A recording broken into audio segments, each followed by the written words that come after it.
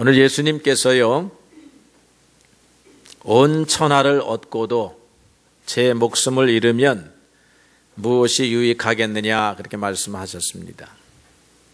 천하를 얻는 것보다 목숨이 중요하다 하는 말씀이에요.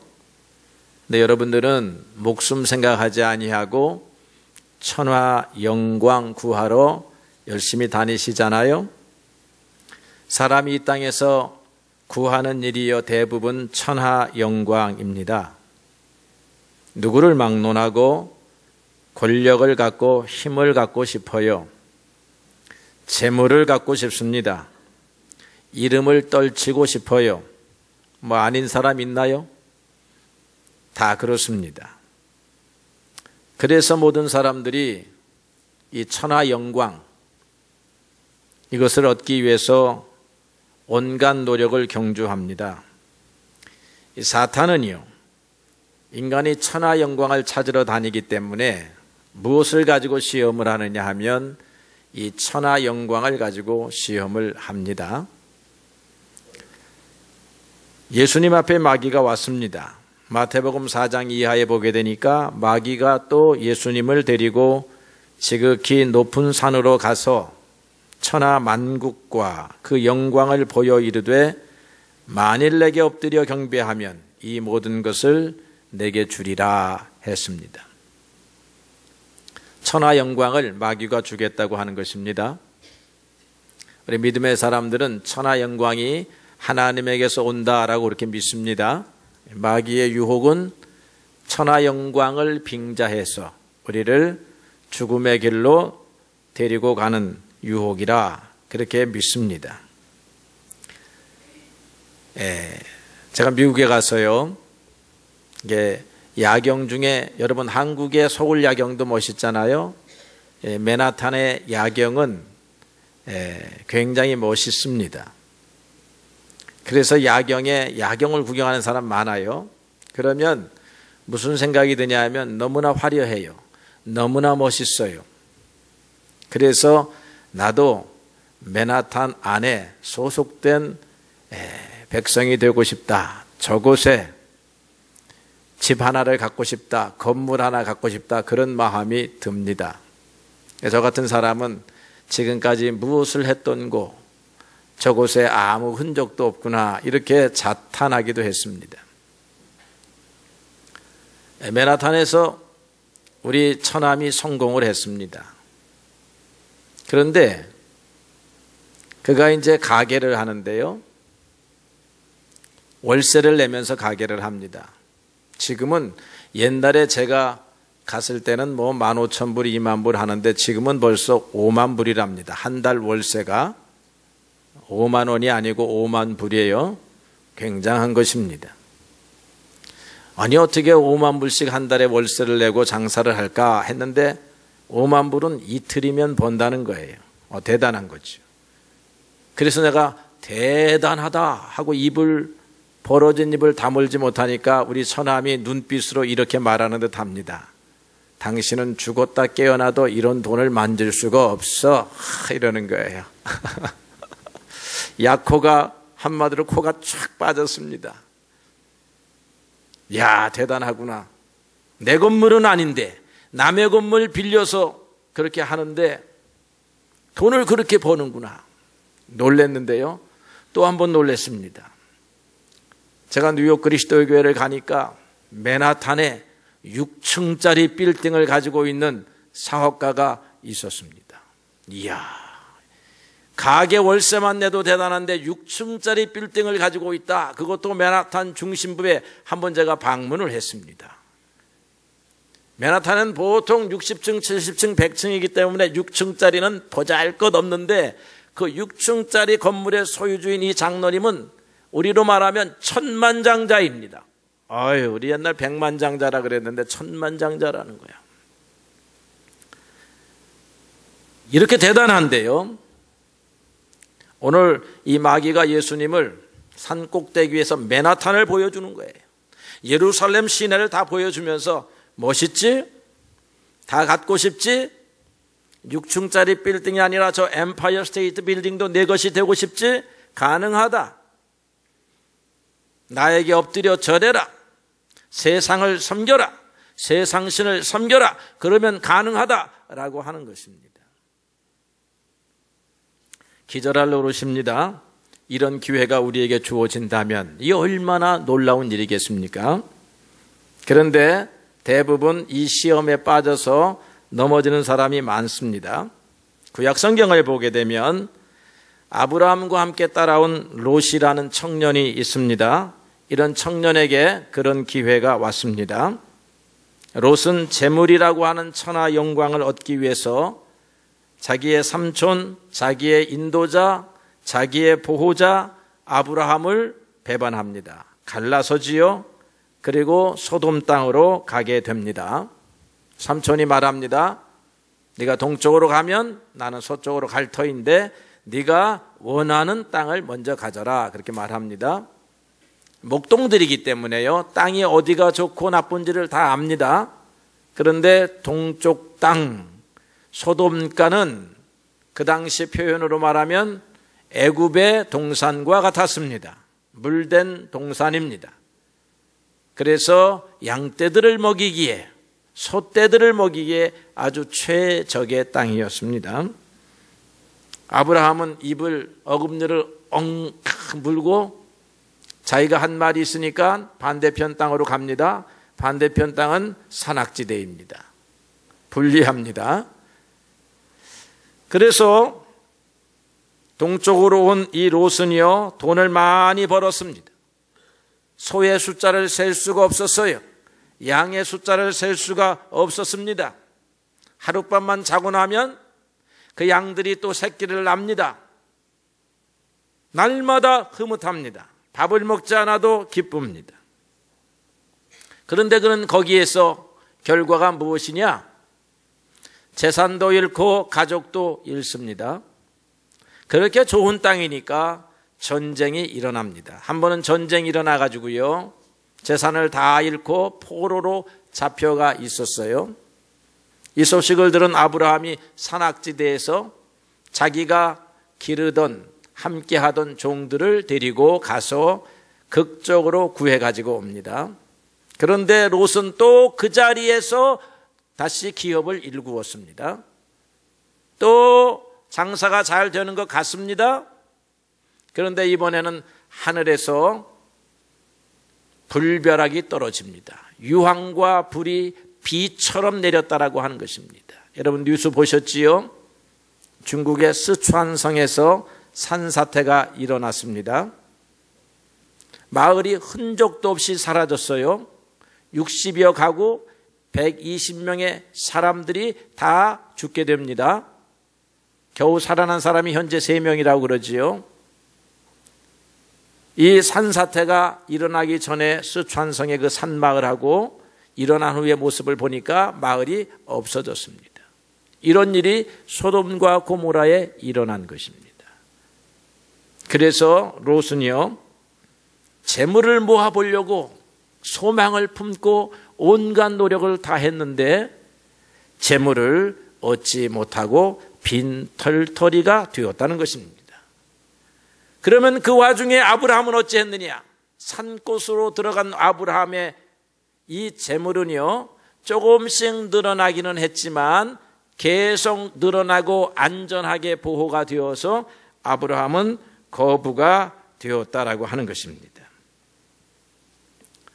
이처럼 오늘 우리가 얻고자 하나 얻지 못하는 사람들이 있어요.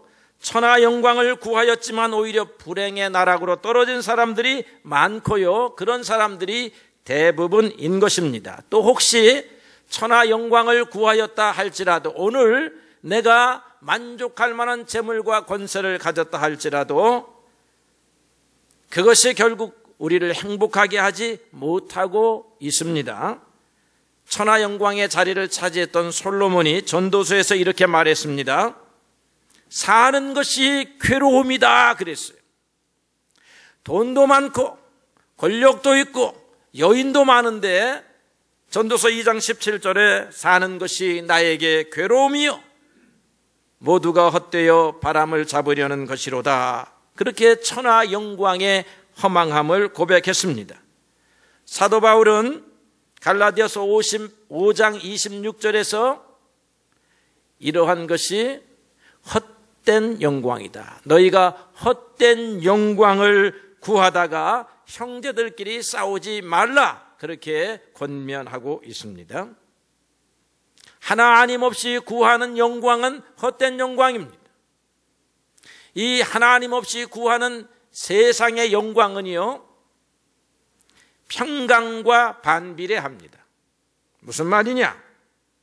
영광을 구하려고 나아갈 때마다 우리의 마음속에 평강은 사라진다는 것입니다. 그리고는 대신 무엇으로 가득 차느냐 하면 지나친 욕망이 우리의 마음속에 가득하게 되고, 욕망 때문에 형제를 미워하는 질투심이 일어나게 되고, 그 형제가 나의 것을 빼앗아갔다라고 하는 생각 때문에 복수심이 일어나게 되고, 그 복수심이 날마다 분노가 되어서 병을 약으로 다스릴 수 없는 화병이 되고요, 결국 이런 교만한 삶, 그 심령 속에는 분주함과 요란함과 두려움과 다툼으로 가득하게 되는 것입니다. 세상의 영광을 구하러 나갔더니 남는 것이 이런 것입니다. 그러나 하나님 안에서 먼저 평강을 누리니까 하나님이 우리의 삶을 조금씩 시작은 미약하나 나중은 장대케 되는 은혜를, 그리고 다져진 흙과 벽돌처럼 하나님의 은혜와 하나님의 축복 가운데 번성하는 이 천하 영광은 단단해서 누구도 부술 수 없는 그런 기초를 갖게 된다라고 하는 것입니다. 그래서 우리는 하나님을 따라가야 되고 예수님을 따라가야 하는 것입니다. 오늘 사업가들, 하나님을 먼저 따라가십시오. 그래야 평강이 있는 영광이 옵니다. 세상 영광은 구하지도 못할 뿐만 아니라 구하였다 할지라도 평강이 없는 영광입니다. 평강이 없는 권력이에요. 평강이 없는 부요입니다.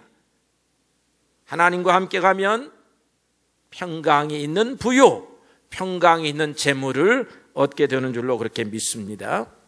그래서 오늘 예수님 따라가야 되는데, 예수님이 우리에게 이렇게 말씀하십니다. 누구든지 나를 따라오려거든 자기를 부인하고 자기 십자가를 지고 나를 따를 것이니라. 그렇게 말씀했습니다. 두 가지 행동이 눈에 띕니다. 하나는 자기 부인입니다. 자기 부인, 자기를 부정하라라고 하는 것이지요. 사람의 생각과 하나님의 생각이 있다는 것입니다. 자기의 생각을 의지하지 말고 자기의 생각은 버리고 하나님의 생각을 받아들이라라고 하는 것입니다. 병이 난 환자는 자기 방식으로 치료하지 말고 의사의 처방대로 치료해야 합니다. 자기 방식으로 치료하는 게 온갖 민간요법이에요. 민간요법이 어떤 때는 들어맞지만요, 대부분 안 들어맞는 거예요. 의사들이 제일 어려운 환자가 뭐냐 하면 자가 치료하고 있는 환자들은 어렵다고 말합니다. 병이 났습니다. 병이 나으려고 하면 목사의 말 듣는 것이 아니고요, 의사의 말 들어야 돼요. 이 정직한 목사가 말합니다. 여러분, 목사의 말 듣지 말고 의사의 말을 들어요. 병원 가시라고요. 그런데 우리 마음이 보탬이 되면 좋으니까 내 마음에 하나님을 믿는 믿음을 가지고 의학적 치료를 하면 좋습니다. 전문가의 말을 들으라는 말이에요. 인생의 행복은요, 전문가 가운데 전문가이신 예수님 말씀 들어야 된다. 그러니까 예수님이 내 생각을 버리고 하나님의 생각을 따라가라, 예수님의 생각을 따라가라, 그렇게 말하고 있어요. 내 생각이 무슨 생각이기 때문에 그럴까요?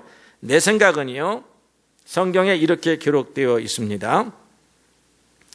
육체의 욕심으로 가득한 생각, 갈라디아서 5장 16절, 어두움의 생각으로 가득한 생각, 로마서 13장 12절, 내 생각은 어두움이 가득하다는 것입니다. 욕심으로 가득하다는 것입니다. 이렇게 매여 있으면요, 패망의 길이라 하는 것이지요. 이게 하나님을 잃어버린 사람의 모습인데요.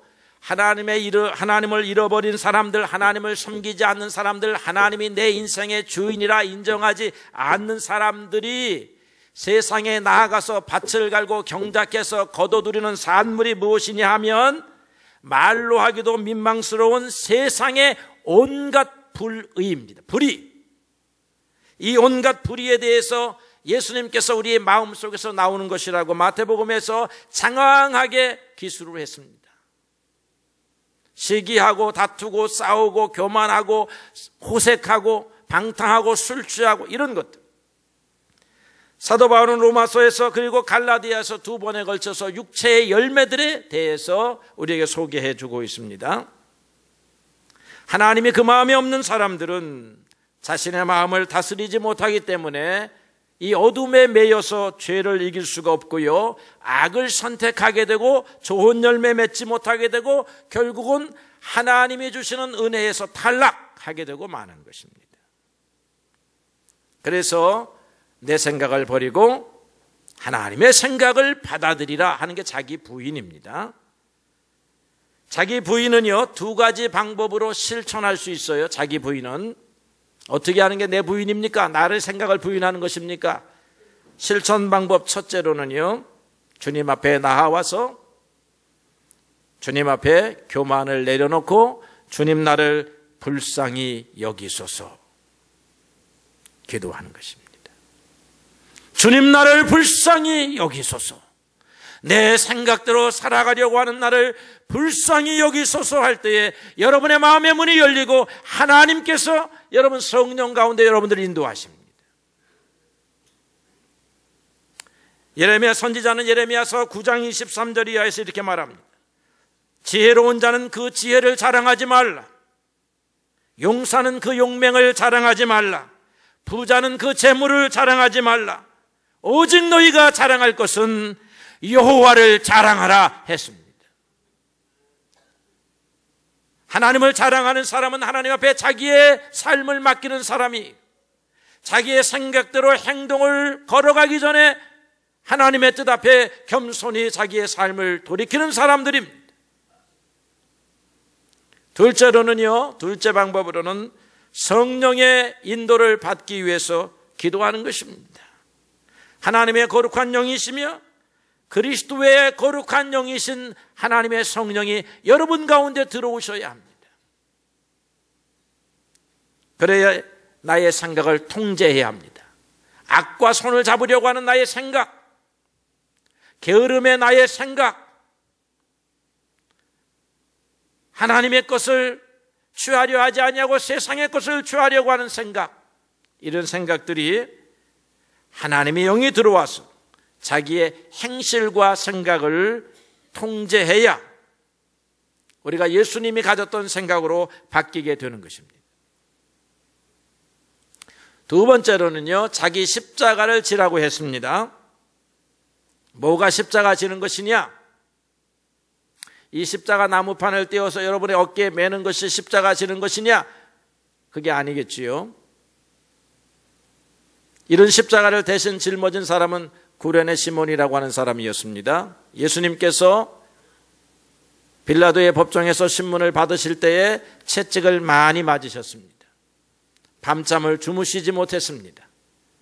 예수님의 체력은요, 삼손의 체력이나 헤라클레스의 체력이나 항우의 체력이 아니에요. 우리와 비슷한 체력입니다.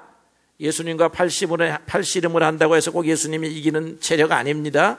우리랑 비슷해요.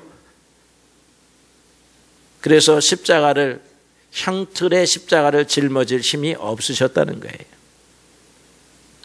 그래서 골고다의 언덕의 길을 걸어가지를 못하십니다. 한 걸음 가다 쓰러지고 채찍 맞아 일어나서 두 걸음 가다 쓰러지십니다. 로마 병정도 더 이상 예수라고 하는 사람에게 십자가를 지울 수가 없구나, 제 시간에 골고다 언덕, 갈보리 언덕에 올라갈 수가 없다라고 생각을 해서 지나가는 사람 하나를 붙잡고 예수님이 메었던 십자가를 대신 지게 합니다. 그래서 구레네 시몬은 예수님이 지었던 십자가를 지는 고통, 영광을 얻게 되었습니다. 영광을 얻게 되었습니다.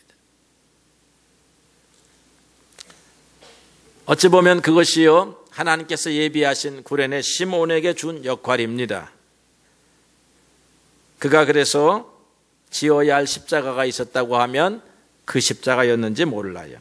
그러나 오늘 우리들이 지어야 할 십자가는 어떤 십자가일까요? 첫째로는요, 이 십자가의 복음, 이 신앙의 뿌리를요 깊이 내리는 것입니다. 여러분의 삶의 신앙의 뿌리를 깊이 내리는 거예요. 너희가 그리스도 예수를 주로 받았으니 그 안에 뿌리를 박으며, 골로새서 2장 6절 7절의 말씀입니다. 신앙의 뿌리 내리는 거 그거 쉬운 일 아닙니다. 우리가 이 화단 앞에 나무를 심었어요. 무슨 나무 심었는지 잃어버렸네. 배나무 심었다는지 참나무 심었는지 뭐 심었어요. 열매가 맺히는 거야. 뭔 나무예요? 감나무예요? 저거 뿌리가 내려야 열매를 맺게 되어 있어요. 뿌리를 내리느냐 안 내리느냐에 따라서 이제 우리가 저 열매를 따느냐 못 따느냐 달려 있습니다. 여러분, 신앙의 뿌리도 마찬가지예요. 신앙의 뿌리가 날마다 땅속 깊이 이렇게 내려가듯이 여러분의 신앙의 뿌리는 예수님을 향하여 점점 가지를 쳐 뿌리를 쳐 내려가야 하는 것입니다. 예수님께서 씨 뿌리는 비유를 해주셨는데요, 씨 뿌리는 비유를 보게 되면 가시떨기에 떨어진 씨앗에 대해서 말씀을 했습니다. 가시떨기에 뿌려졌다는 것은 말씀을 들으나 세상의 염려와 재물의 유혹에 막혀 결실하지 못하는 자요라고 했습니다. 염려나 재물에 대한 욕심 때문에 십자가의 복음의 뿌리가 내리지 못한다라고 하는 것입니다. 바울에게는요 아주 좋은 동역자 데마라고 하는 사람이 있었는데 나중에 바울이 탄식합니다. 데마는 세상을 사랑하여 나를 떠나갔도다 했습니다. 세상이 재미있어서 떠나갈 수도 있었겠고요, 세상에 주는 유익이 커서도 떠나갈 수 있었겠고요, 버렸습니다. 신앙의 뿌리가 내리지 아니하면 날마다 시험입니다. 이 신앙을 가져야 되나 말아야 되나, 교회에 주일에 왔으나 가야 되나 말아야 되나, 이게 날마다 씨름을 하는 성도들은 뿌리를 못 내린 성도들이에요. 주일날이면 당연히 교회에 가는 것처럼 생각하는 사람이 신앙의 뿌리를 내린 사람입니다. 이 신앙의 뿌리를 내리기까지 어려워요. 이거 어려운 십자가입니다. 여러분에게는 신앙의 뿌리가 깊이 내리는 여러분 되시기를 바랍니다. 이 십자가를 져야 예수님 따라가는 것이요, 예수님 따라가야 평강이 있는 세상 영광을 구할 수 있다는 것 아닙니까? 두 번째로는 나의 일보다 주의 일을 먼저 하는 십자가입니다. 대부분 성도들이요 주님의 일도 합니다, 내 일도 합니다. 여러분, 내 일도 해야 되고 주님의 일도 해야 돼요. 그런데 우선순위가 주님의 일 먼저라는 것입니다. 이게 그래서 어려워요. 어려운 십자가입니다. 오늘 제가 여러분 주보에 앙리 듀낭이라고 하는 사람에 관한 일화를 소개했습니다. 이 사람은 돈 벌려고 하는 사업가였어요. 전쟁통에서 돈을 버는데 아주 수완과, 오늘 우리식으로 말하면 귀신입니다. 돈을 버는 귀신인데 전쟁 틈에 돈을 버는 귀신이야. 그래서 나폴레옹 전쟁 시절에 나폴레옹을 만나러 갑니다. 모든 군수물자를 독점하려고 나폴레옹을 면담하러 가는데요, 가는 곳마다 나폴레옹은 없어요. 이 전쟁 벌써 끝나서 다음 전쟁터로 갑니다. 이렇게 두 번, 세 번 찾아가면서 결국은 못 만나요. 못 만나는데 그가 본 것이 있습니다. 뭘 보았느냐 하면 전쟁터에서 죽어가는 수많은 사람들을 보게 된 거예요. 하나님이 그의 마음을 감동시키셨어요. 내가 저 사람들을 보아야 되지 않겠느냐 하는 것 때문에 레드 크로스 적십자사를 창설함. 적십자사를 창설해요. 이게 주님의 일이에요. 사업가를 통해서 하시는 일이에요. 여러분, 사업을 해도요, 주님을 위한 사업 하겠습니다, 주님의 일을 하기 위해서 내가 사업합니다. 생각이 이렇게 바뀌셔야 됩니다. 그게 주님의 일이에요. 주님이 사업 그만두고 교회 와서 마당 쓸고 청소하라고 절대 안 하십니다. 그건 내가 할 거예요. 여러분 나가서 사업하세요 하는데 이 사업이 주를 위한 사업입니다. 내가 돈을 버는 목적이 주를 위한 것입니다. 아주 생각의 뿌리가 확 박혀야 여러분 주님으로부터 재물을 얻을 수 있는 능력을 갖게 되는 것입니다. 그렇지 아니하면 세상의 권모술수 가지고요 열심히 해야 되는데 어떻게 해요? 평강이 없는 재물이라니까. 세 번째로는 믿음 생활에서 찾아오는 고난이 있습니다. 이 고난을 기쁘게 맞이하라고 하는 것입니다. 빌립보서 1장 29절의 말씀에 너희에게 은혜를 주신 것은 또 예수 그리스도를 위하여 고난도 받게 하려 하심이라. 여러분 이 땅에서 예수 믿을 때에 행복만 있지 않아요. 고난도 있습니다. 어려움도 있어요. 믿음 생활을 하다 보면 고난이 옵니다. 씨 뿌리는 비유에 보게 되면 이런 말씀이 있어요. 돌밭에 뿌려진 씨앗. 돌밭에 뿌려졌다는 것은 말씀을 듣고 즉시 기쁨으로 받되 그 속에 뿌리가 없어 잠시 견디다가 환난이나 박해가 일어날 때에는 곧 넘어지는 자요라고 했습니다. 에스더가 하나님의 은혜로 포로로 잡혀간 소녀에서 일국의 왕비가 되었습니다. 하나님의 은혜를 찬양합니다. 하나님은 아무런 배경도 없는 나를 이야 이 나라의 왕비가 되게 해 주었다라고 하나님을 찬양하는데요. 곧 시험이 왔습니다. 그의 백성 이스라엘 백성들이 모함에 걸려서 죽게 되었습니다. 이것을 구원할 수 있는 사람은 왕비의 권력을 가진 에스더밖에 없습니다. 그런데 그때까지 에스더는 자기가 유대인이라고 하는 것을 밝히지도 아니한 상태입니다. 유대인이라고 밝혀야 하는 어려움이 있습니다. 그리고 왕에게 나아갈 때에 왕이 불러야 왕비라도 가는데 부르지 않을 때 집무실에 가면 국법에 의해서 그것도 왕비가 폐위되거나 죽게 되는 그런 일입니다. 만약에 왕을 만나서도 저 이스라엘 백성들을 구원해 주세요 그러면 네가 왜 이스라엘 백성들을 살리려고 하니? 그러면 내가 바로 이스라엘 사람이기 때문입니다. 밝혀야 하는 것입니다. 하나님을 믿었으니 은혜도 왔지만 하나님을 믿었으니 해야 할 일도 있고 해야 할 일을 하다 보니까 고난도 찾아옵니다. 그럴 때에 이 고난을 짊어지는 것이 십자가예요.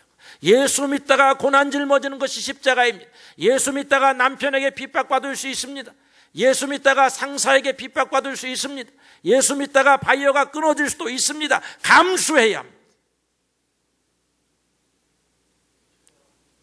이게 십자가 지는 거예요. 그래서 무거운 것입니다. 그런데 하나님이 지키십니다. 하나님이 결과를 더 좋게 하십니다. 하나님이 그 믿음을 귀하게 여기십니다.